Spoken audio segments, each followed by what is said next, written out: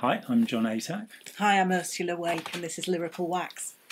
And our theme for this episode is protest songs and poems. And these are pieces about regimes and about systems of control, about authoritarian belief systems, and a protest against those things. And I'm going to start. I think as a writer, probably as a teenager, I started writing when I was 13, and I still have it all. Mountains of stuff. Juvenilia, as it's called. And Wilfred Owen was just somehow more influential than any other poet to me as a teenager. I think it was very meaningful because I knew veterans of the First World War. Ah, right, okay. And there was something about that immense, senseless tragedy that had meaning to me. And of all stories, the story of Owen, who of course was sent home with shell shock and went to the Rivers Institute and was given the first treatment for post-traumatic stress disorder, as we now call it. It's called battle fatigue for a while. They were just shooting people for it for quite a while. And he wound up meeting Mad Jack, Siegfried Sassoon, Captain Sassoon. Sassoon was there because he'd written a letter which was published in the Times saying the war was a senseless thing. And his good friend Robert Graves had explained to him that he had two choices. He could either be shot or he could be declared insane. And Sassoon weighed up the opportunities of those two career choices. And he ended up in the Rivers Institute with Wilfred Owen. And this is where Owen found that these little things that he'd been scribbling down, as far as Sassoon was concerned, were remarkable poems. And Sassoon as well, great poet. And this one certainly is a remarkable poem. Yes, one of many. And as Owen said, in the only collection of poems he was able to publish because he was killed, I believe after the armistice was signed. That's what I understand, yeah. November the 11th, 1918. And he said in his collection of poems, the poetry is in the pity. So the poem is called Dulce et Decorum est, and we've consulted about this, and Ursula has proved to be right in saying that in fact the translation we have in the book is not really accurate. It says here, it is noble and fitting to die for one's country, Dulce et Decorum est pro patria mori, which is Latin. And Ursula points out that in fact Dulce means sweet. And it's apparently a quotation from Horace we found when we looked it up, who was a Latin poet, for anybody who needs to know, who I've never read.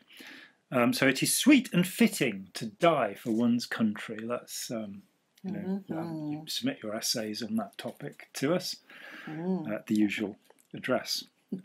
So the poem is called Dulce et Decorum est. It is sweet and fitting. Bent double,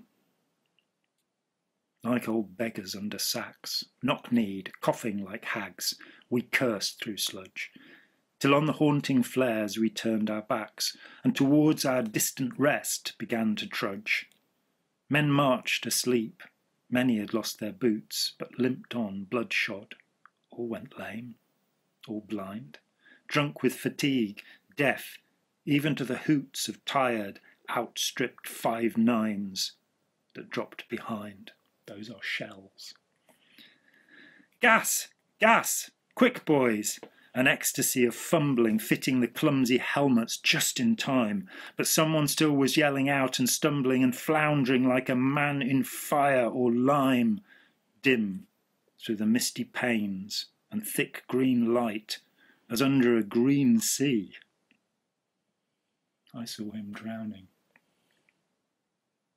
In all my dreams, before my helpless sight, he plunges at me, guttering, choking, drowning. If in some smothering dreams you too could pace behind the waggon that we flung him in, and watch the white eyes writhing in his face, his hanging face, like a devil sick of sin, if you could hear, at every jolt, the blood come gargling from the froth-corrupted lungs, obscene as cancer, bitter as the cud of vile incurable sores on innocent tongues, my friend, you would not tell with such high zest to children ardent for some desperate glory. The old lie. Dulce et decorum est, pro patria mori.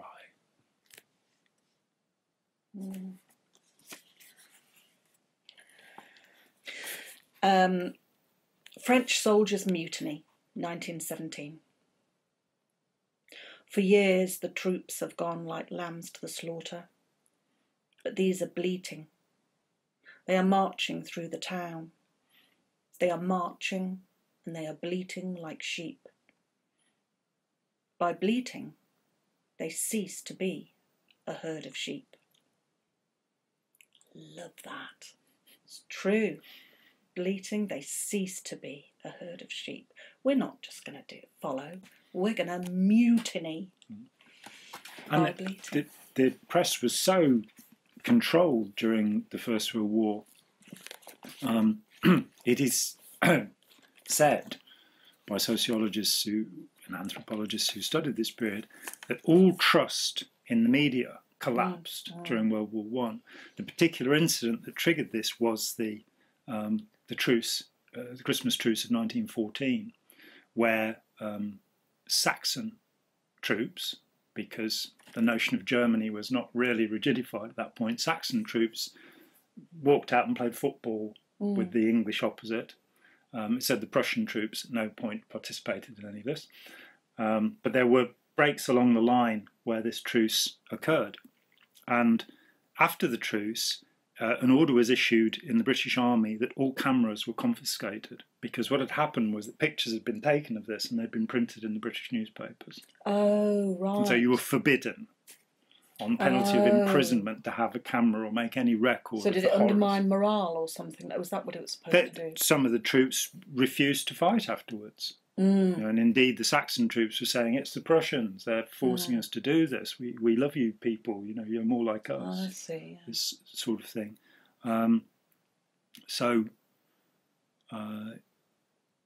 It's a very important moment, because from then till now, nobody really trusts the newspapers. And it was because, and in this country, of course, in the United Kingdom, the newspapers can still be controlled by what's called a D-notice. And it has happened in our lifetimes that certain things have not been reported because the government has said you cannot. It would be a criminal act to publish news of this. But we'll talk about Gladio and the infiltration and murder performed by intelligence agencies somewhere else, which was not reported at all during the Thatcher era in our newspapers, but in Italy and Belgium you could read all about it. These massive campaigns of murder, setting up a terrorist organisation, which Margaret Thatcher didn't want us to know about. In fact, she pleaded with the Belgian ministry to have their hearings in camera so that the public would never know about this dreadful Europe-wide organisation, which some call Gladio. There's a little extra bit of information you probably didn't need. This is by the great Samuel Clemens, more commonly known as Mark Twain. Really an incredible figure, remarkable human being who pointed out that reports of his death were in fact exaggerated. It's called War Prayer, the War Prayer. O Lord our Father, our young patriots, idols of our hearts, go forth to battle, be thou near them, with them in spirit. We also go forth from the sweet peace of our beloved firesides to smite the foe. O Lord our God, Help us to tear their soldiers to bloody shreds with our shells. Help us to cover their smiling fields with the pale forms of their patriot dead. Help us to drown the thunder of the guns with the shrieks of their wounded writhing in pain. Help us to lay waste their humble homes with a hurricane of fire. Help us to wring the hearts of their unoffending widows with unavailing grief. Help us to turn them out ruthless with their little children, to wander unfriended the wastes of their desolated land in rags and hunger and thirst, sports of the sun flames of summer and the icy winds of winter, broken in spirit, worn with travail, imploring thee for the refuge of the grave, and denied it. For our sakes who adore thee, Lord, blast their hopes, blight their lives, protract their bitter pilgrimage, make heavy their steps, water their way with their tears, stain the white snow with the blood of their wounded feet. We ask it in the spirit of love, of him who is the source of love, and who is the ever-faithful refuge and friend of all that are sore beset, and seek his aid with humble and contrite hearts. Amen. And it presages, for example, the blessing of the guns by the Archbishop of Canterbury in World War One. Yes. Smite them down, Lord. They deserve it. And we'll come back to another anti-Christian thing later, won't we? We will. So this next one is 1964, and it's quite a famous song by Sam Cooke, and it's called A Change Is Gonna Come. I was born by the river in a little tent. Oh, and just like the river, I've been running ever since. It's been a long time coming, but I know a change gonna come. Oh yes, it will. It's been too hard living, but I'm afraid to die, 'cause I don't know what's up there beyond the sky. It's been a long time coming, but I know a change gonna come. Oh yes, it will. I go to the movie and I go downtown. Somebody keep telling me don't hang around. It's been a long time coming, but I know a change gonna come. Oh yes, it will. Then I go to my brother, I say, brother, help me, please. But he winds up knocking me back down on my knees. There have been times that I thought I couldn't last for long, but now I think I'm able to carry on. It's been a long time coming, but I know a change gonna come. Oh yes, it will. Sam Cooke wrote this having heard Bob Dylan's Blowing in the Wind, and he said, I should have written that song. This is The Revolution Will Not Be Televised by Heron. You will not be able to stay home, brother. You will not be able to plug in, turn on and cop out. You will not be able to lose yourself on Skag and skip out for beer during commercials because the revolution will not be televised.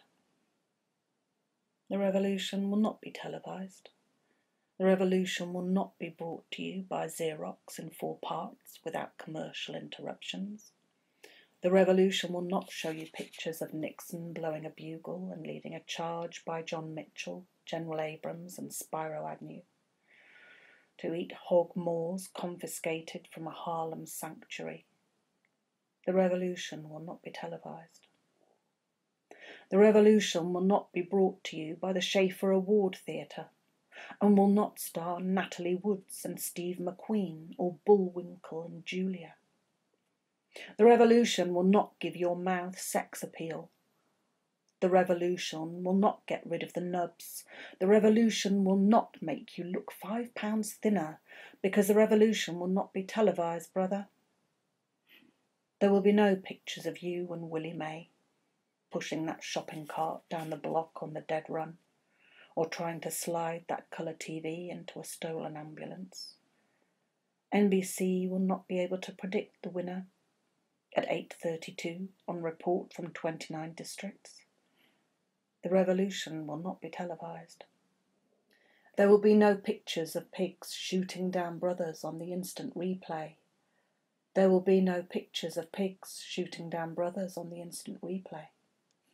There will be no pictures of Whitney Young being run out of Harlem on a rail with a brand new process. There will be no slow motion or still lifes of Roy Wilkins strolling through what's in a red, black and green liberation jumpsuit that he has been saving for just the proper occasion. Green Acres, Beverly Hillbillies and Hooterville Junction will no longer be so damn relevant. And women will not care if Dick finally got down with Jane on Search for Tomorrow, because black people will be in the street looking for a brighter day. The revolution will not be televised. There will be no highlights on the 11 o'clock news. No pictures of hairy-armed women liberationists and Jackie Onassis blowing her nose. The theme song will not be written by Jim Webb or Francis Scott Keyes, nor sung by Glenn Campbell, Tom Jones, Johnny Cash, Engelbert Humperdinck or The Rare Earth. The revolution will not be televised. The revolution will not be right back after a message about a white tornado, white lightning, or white people. You will not have to worry about a dove in your bedroom, the tiger in your tank, or the giant in your toilet bowl. The revolution will not go better with Cooke. The revolution will not fight germs that may cause bad breath. The revolution will put you in the driver's seat. The revolution will not be televised. Will not be televised. Will not be televised. The revolution will be no rerun, brothers. The revolution will be live. Takes me back, all of those references to people and places long forgotten. The Johnny Cash reference, there's a very interesting documentary, I think it's called When Johnny Cash Met Nixon, when Nixon tried to get Johnny Cash performing at the White House to basically, and Cash wrote this wonderful song and delivered it to Nixon about, listening to young people rather than shooting them. There's also mentioned. Was rather shocked, I think, wasn't he? Oh, you can see him on camera. He's leg wobbling as he tries to hold in his rage. What a dreadful man! But we also have a mention of Spiro Agnew, the forgotten man. Tom Paxton wrote a song about Spiro Agnew, and I'm going to sing it right now. It goes, "I'll sing of Spiro Agnew and all the things he's done." And he would then explain to audiences that some of his songs took months to write. Spiro Agnew, of course, had to resign as vice president because of irregularities in his tax. So criminals in the White House. So how unusual that is. Madmen and criminals. Yeah, and I mispronounced it, didn't I? I said Spiro Agnew. There you go. Apologies to anybody called Spiro. Yeah. I just remember it from Tom Paxton's pronunciation. I've no idea. It's a Greek name, I presume. Yeah, it is, isn't it? So Spiro is much more likely than Spyro. That was very... But Spyro Gyra, the pop band, is Spyro Gyra, just in case there was any confusion there. This is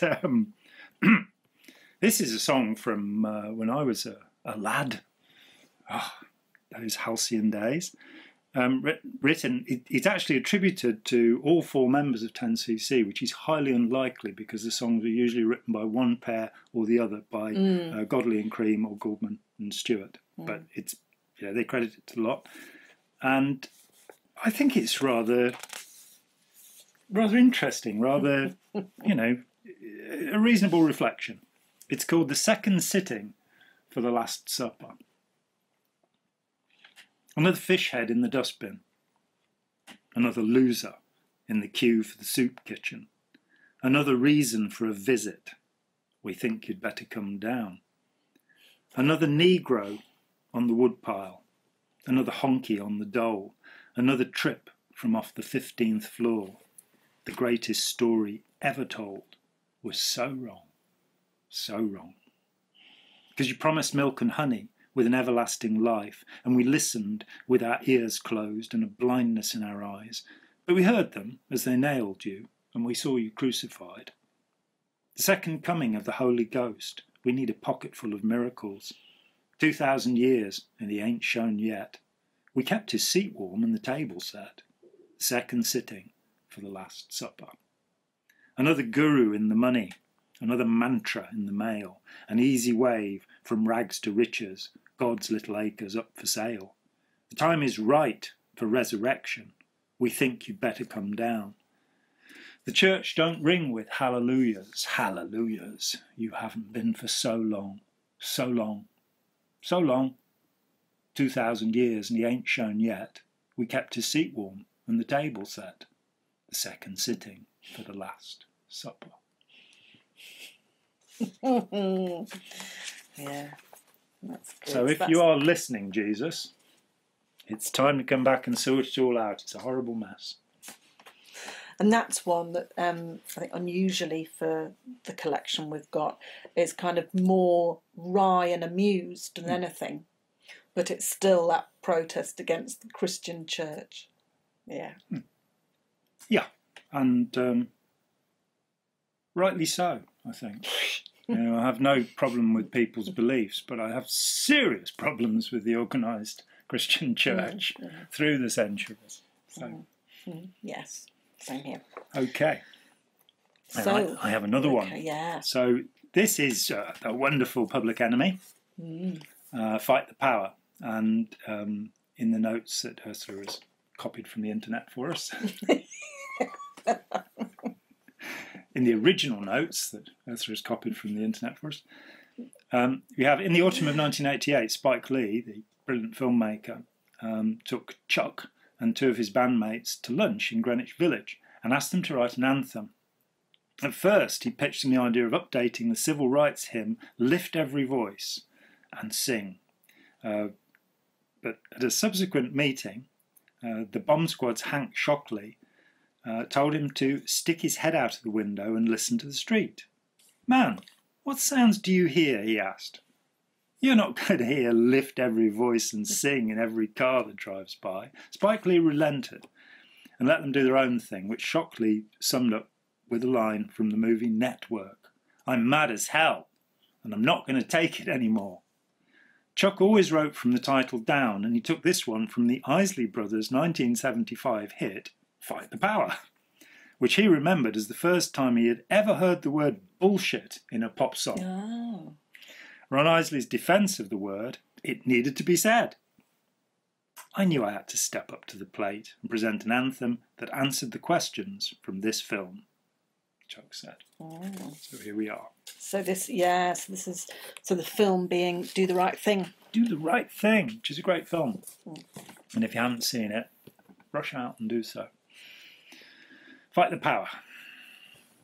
Yet our best trained, best educated, best equipped, best prepared troops refuse to fight. As a matter of fact, it's safe to say that they would rather switch than fight. 1989, the number. Another summer. Get down.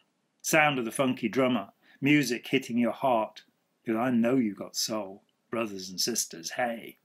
Listen, if you're missing, y'all, swinging while I'm singing, giving what you're getting, knowing what I knowing, while the black band's sweating and the rhythm rhymes rolling, got to give us what we want, got to give us what we need. Our freedom of speech is freedom of death. We got to fight the powers that be. Let me hear you say, fight the power. As the rhythm's designed to bounce, what counts is that the rhyme's designed to fill your mind. Now that you've realised the pride's arrived, we've got to pump the stuff to make you tough from the heart. It's a start, a work of art, to revolutionise, make a change. Nothing's strange. People, we are the same. No, we're not the same, because we don't know the game. What we need is awareness. We can't get careless. You say, what is this? My beloved, let's get down to business. Mental self-defensive fitness. Yo, bum rush the show. You got to go for what you know, to make everybody see in order to fight the powers that be. Let me hear you say, fight the power. We've got to fight the powers that be. Elvis was a hero to most, but he never meant shit to me, you see. Straight up racist, that sucker was, simple and plain. Motherfuck him and John Wayne, 'cause I'm black and I'm proud. I'm ready and hyped, plus I'm amped. Most of my heroes don't appear on no stamps. Sampler, look back. You look and find nothing but rednecks for 400 years if you check. Don't worry, be happy was a #1 jam. Damn if I say it, you can slap me right here. Get it? Let's get this party started, right? Right on, come on. What we got to say, power to the people, no delay. Make everybody see, in order to fight the powers that be, fight the power. We've got to fight the powers that be. So this next poem by James Fenton is about the protests, pro-democracy protests in Tiananmen Square in China. So they took place in June 1989. And I'll just read what it says here. In June 1989, huge pro-democracy demonstrations in Beijing's Tiananmen Square were brutally suppressed, putting an end to hopes that China would move towards democracy in a similar manner to that of the East European countries. We may well remember, I think quite a lot of us remember, the image of the young man, you said tank man, the young man standing in front of the tank as it rolled towards him. Holding his 2 carrier bags and shouting at the people in the tank. Yeah, the carrier bags were quite, and in that photo, a really interesting little addition, little touch as a photo. Coming home from doing his shopping, and he was annoyed that there were tanks in his way. It's worth saying that thousands of people were massacred as a consequence of Tiananmen Square, that the 1st Regiment that was sent in actually refused to join in the massacre because they spoke the same language as the protesters, so the protesters were able to talk to them. So regiments were brought in who did not speak that language, and they were told that these people were rioters who had committed murders, and so they were prepared to do this. To this day, it is against the law in China to mention the Tiananmen Square massacres. Ah, that's very relevant to this poem then. Yeah. Tiananmen by James Fenton. Tiananmen is broad and clean, and you can't tell where the dead have been, and you can't tell what happened then, and you can't speak of Tiananmen. You must not speak, you must not think, you must not dip your brush in ink. You must not say what happened then, what happened there in Tiananmen. The cruel men are old and deaf, ready to kill but short of breath, and they will die like other men, and they'll lie in state in Tiananmen. They lie in state, they lie in style. Another lie's thrown on the pile by the cruel men to cleanse the blood from Tiananmen. Truth is a secret.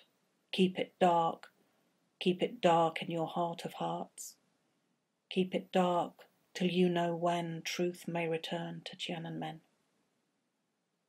Tiananmen is broad and clean, and you can't tell where the dead have been, and you can't tell when they'll come again. They'll come again to Tiananmen. Written in Hong Kong, which is at the centre of a new series of protests. There is an excellent documentary which must have been broadcast in 2019 on the anniversary, where the journalist Kate Adie, who was in Tiananmen Square at the time, talks about what happened, and you get footage that was smuggled out showing the massacre taking place, whatever the Chinese authorities say to this day. Very moving. What's the documentary called? Can you remember? I can't, but we'll probably have it looked up and stuck in below. But it's Kate Adie, so if you search, it's Adie, I believe, Adie. It is, yeah. Thanks for that detail. Yeah, it's my pleasure. This next one is a poem by Adrian Mitchell. It's called To Whom It May Concern, Tell Me Lies About Vietnam. And this was updated. So he originally wrote it in the 60s, and then updated it to include not just Vietnam, but takes us up to Tony Blair, Prime Minister of Britain this century. So he updated and the head it. of the Tony Blair Peace Initiative, or whatever it's called, and the UK's representative to the Middle East. Yes, peace envoy to the Middle East, after taking us to war in Iraq. Yeah. And his famous peacekeeper speech in Chicago, which actually is a prelude to any of these things, where he said that rather than interfering with actual events, we should get rid of tyrannical leaders. And in some senses, I think that's right. I think we should have got rid of him the next day. To Whom It May Concern, Tell Me Lies About Vietnam, by Adrian Mitchell. I was run over by the truth one day. Ever since the accident, I've walked this way. So stick my legs in plaster. Tell me lies about Vietnam. Heard the alarm clock screaming with pain. Couldn't find myself, so I went back to sleep again. So fill my ears with silver, stick my legs in plaster, tell me lies about Vietnam. Every time I shut my eyes, all I see is flames.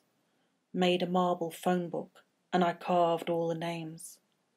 So coat my eyes with butter, fill my ears with silver, stick my legs in plaster, tell me lies about Vietnam. I smell something burning. Hope it's just my brains. They're only dropping peppermints and daisy chains.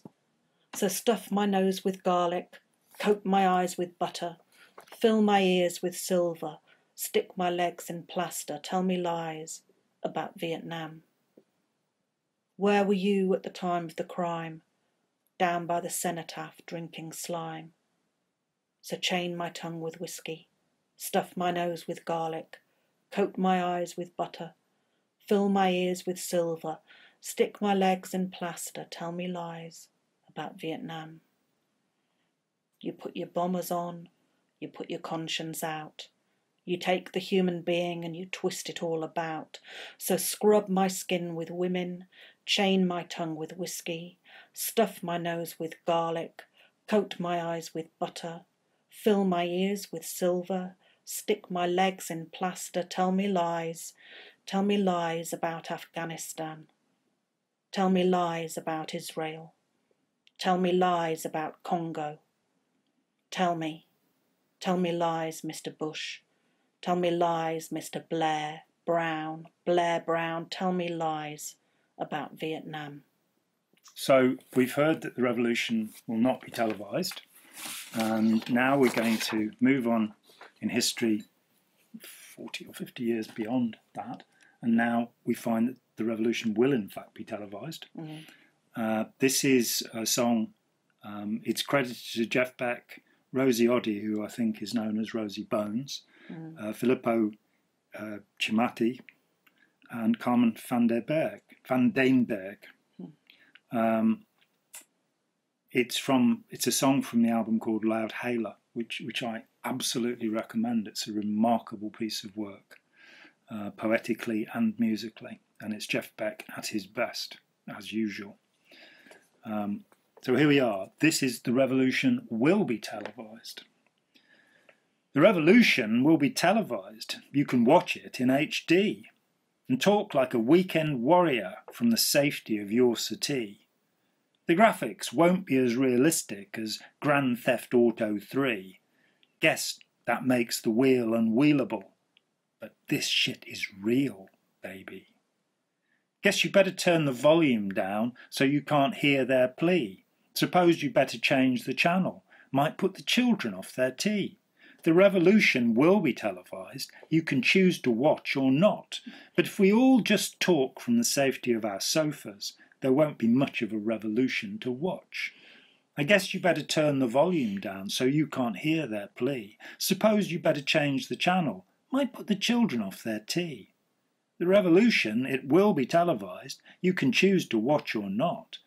But if you all just talk from the safety of your sofas, there won't be much of a revolution to watch. There won't be much of a revolution to watch. There won't be much of a revolution to watch. Oh yeah, there won't be much of a revolution to watch. Mm. The graphics won't be as realistic as Grand Theft Auto 3. Yeah, I like that. The idea, it's like you have to be the change you want to see in the world. So if everybody's sitting watching it on the oh, hang on, we're here, so we're not there doing anything. So if you want something to change, you've got to get off that sofa and do something. Set the sofa on fire. Personal revolution. Go back to IKEA and get another one. So we're going to go off and I'll watch Jon set fire to his sofa. It's an old sofa. It needs doing. A protest against sitting on the sofa. Against IKEA, maybe. Couch potatoes and the like. So, yes, lots of heart-wrenching ideas there. And please like, share, subscribe, do all of those things so that the revolution can be televised and you can watch it on YouTube. I'm Jon Atek. I'm Ursula Wake. Thanks very much for your time. Thank you. Bye.